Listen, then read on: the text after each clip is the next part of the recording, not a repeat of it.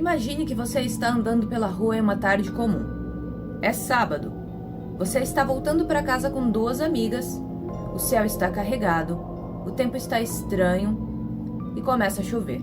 Para chegar mais rápido, vocês decidem atravessar um terreno baldio. Nada demais. Até que uma de suas amigas olha para o outro lado do terreno e vê alguma coisa agachada, perto de um muro. Ela não sabe dizer o que é, mas sabe de uma coisa. Aquilo não parece humano. Essa é a história que começou uma pequena cidade do sul de Minas Gerais e que em poucos dias faria o Brasil inteiro discutir uma pergunta: será que um extraterrestre caiu em Varginha? Ou será que tudo começou com um simples engano? Hoje, nós vamos voltar para janeiro de 1996, para uma cidade chamada Varginha, e para uma história que 30 anos depois ainda divide opiniões. 20 de janeiro de 1996, era um sábado. Varginha, no sul de Minas Gerais, tinha um pouco mais de 100 mil habitantes. E naquele dia, ninguém imaginava que a cidade entraria para a história da ufologia brasileira. Naquela tarde, 3 jovens caminhavam juntas. Eram as irmãs Liliane Valquíria Silva, acompanhadas da amiga Kátia Xavier. As 3 decidiram atravessar um terreno baldio, no bairro Jardim Andere, para cortar caminho. E foi ali que a história começou. Segundo o relato delas, Liliane percebeu alguma coisa próxima ao muro. Uma criatura. Ela estaria agachada. As meninas descreveriam no futuro aquela figura como tendo pele marrom ou marrom avermelhada, olhos grandes e vermelhos, cabeça desproporcional ao corpo e membros compridos. Mas havia uma coisa ainda mais estranha. A criatura parecia estar olhando para elas. Kátia gritou, e naquele momento as 3 correram. Elas não pararam para descobrir o que tinham visto. Não chegaram mais perto. Não tentaram entender. Elas simplesmente correram para casa. E segundo relatos, estavam tão assustadas que disseram à família que tinham visto o próprio diabo. A história poderia ter terminado ali. 3 garotas assustadas. Uma criatura que ninguém mais encontrou. Um daqueles acontecimentos estranhos que acabam virando uma história contada entre vizinhos. Mas não terminou. A mãe das meninas decidiu voltar ao local. Segundo relatos da época, ela teria encontrado uma marca no chão e percebido um cheiro estranho.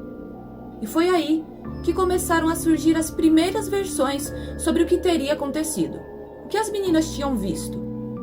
Por que aquela criatura estava ali? E principalmente, por que ninguém conseguiu encontrá-la? O relato chamou a atenção de pessoas interessadas em ufologia. E pouco a pouco, aquela história deixou de ser apenas o relato de 3 jovens e passou a ser algo muito maior. Nos dias seguintes, começaram a aparecer outros relatos. Pessoas disseram ter visto objetos estranhos no céu e começaram a surgir histórias sobre movimentações militares. E então, apareceu uma versão ainda mais extraordinária. O exército brasileiro teria capturado a criatura. Segundo a narrativa que se espalhou na época, bombeiros teriam localizado um ser estranho e levado para atendimento. Depois, militares teriam assumido o controle da situação. A criatura teria sido transportada para as instalações militares. Mas a história não parava por aí. Algumas versões diziam que não havia apenas uma criatura, haveriam 2, e uma delas teria sido levada para Campinas. De repente, aquilo que começou com 3 meninas atravessando um terreno tinha se transformado em uma suposta operação militar secreta. E quanto mais a história crescia, mais perguntas apareciam. Existe ainda um detalhe que ajudou a alimentar o mistério. Um militar chamado Marco L. Cheresi, que teria participado das operações segundo versões divulgadas, morreu naquele período após uma infecção generalizada.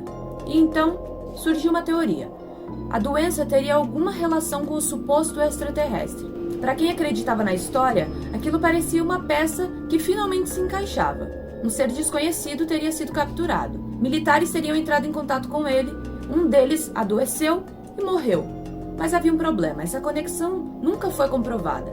E os militares citados posteriormente negaram o envolvimento com qualquer captura de criatura.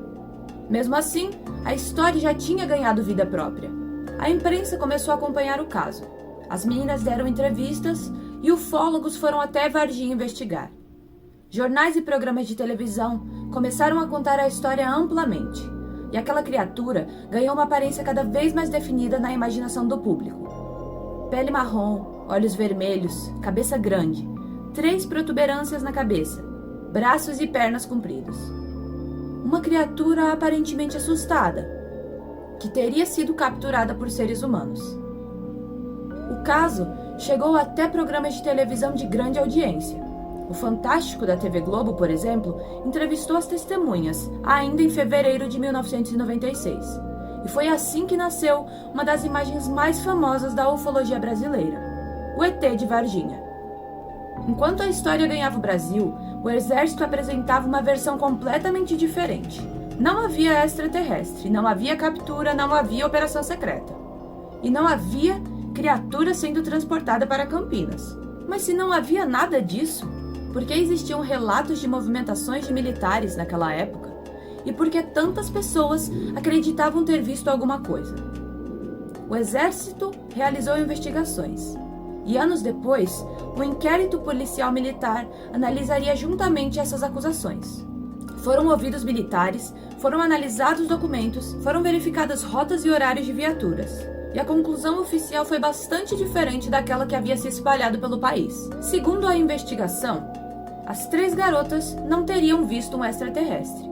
Elas teriam visto um homem, um morador da região conhecido como Mudinho, que costumava andar pelas ruas e permanecer agachado em alguns locais.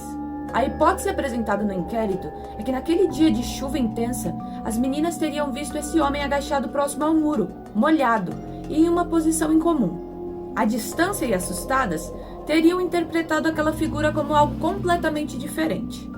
É uma explicação simples, talvez simples demais para quem passou décadas acreditando em uma operação extraterrestre. Mas existe uma coisa importante aqui.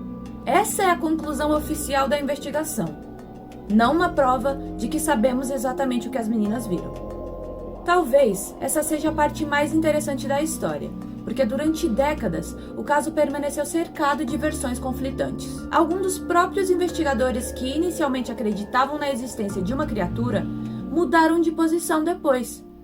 O ufólogo Ubirajara Rodrigues, por exemplo, que investigou o caso na época, afirmou anos depois que não havia provas de que um extraterrestre tivesse sido capturado. Mas outros investigadores continuam defendendo que a explicação oficial não responde todas as perguntas. E as próprias testemunhas continuaram afirmando que aquilo que viram não era simplesmente um homem. Então chegamos a uma situação curiosa. Temos 3 jovens que dizem: nós vimos uma criatura. Temos o exército dizendo: não capturamos criatura nenhuma. E temos uma investigação oficial que concluiu: foi um engano. Mas ainda existe uma pergunta. Talvez nunca saibamos. Pode ter sido exatamente como o inquérito concluiu. Uma tarde de chuva, uma pessoa agachada, uma visão rápida. 3 jovens assustadas e um cérebro tentando interpretar rapidamente aquilo que os olhos estavam vendo. E isso seria suficiente para criar uma das maiores histórias de extraterrestres do Brasil. Mas também existe a interpretação de quem acredita que houve algo mais. Que os relatos foram mal explicados e que algumas testemunhas foram ignoradas.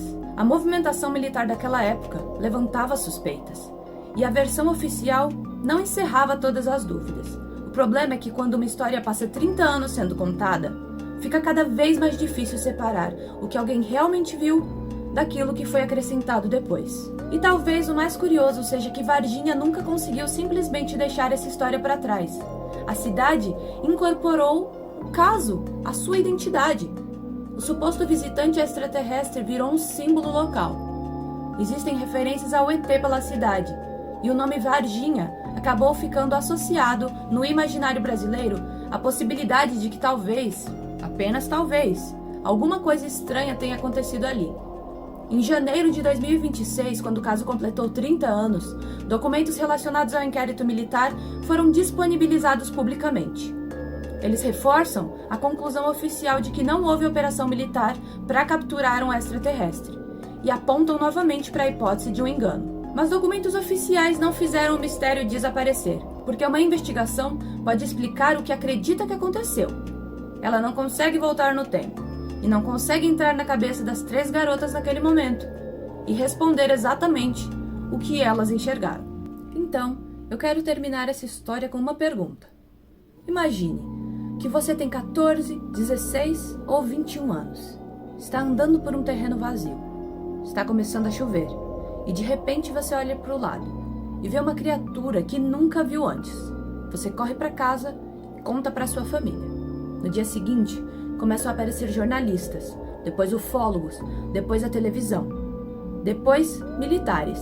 E de repente, aquela coisa que você viu por alguns segundos se transforma em um dos maiores mistérios da história do Brasil. 30 anos depois, existem documentos, e existem investigações, com testemunhas, e existem versões.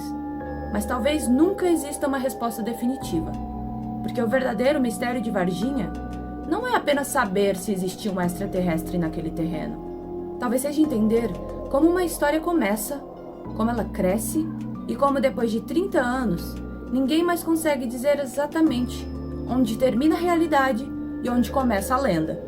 E você? Acredita que as 3 meninas realmente viram alguma coisa de outro planeta? Ou acha que a explicação oficial faz sentido? Me conta nos comentários. E se você gostou dessa história, fica por aqui, porque existem muitos outros mistérios esperando para serem contados. Até a próxima!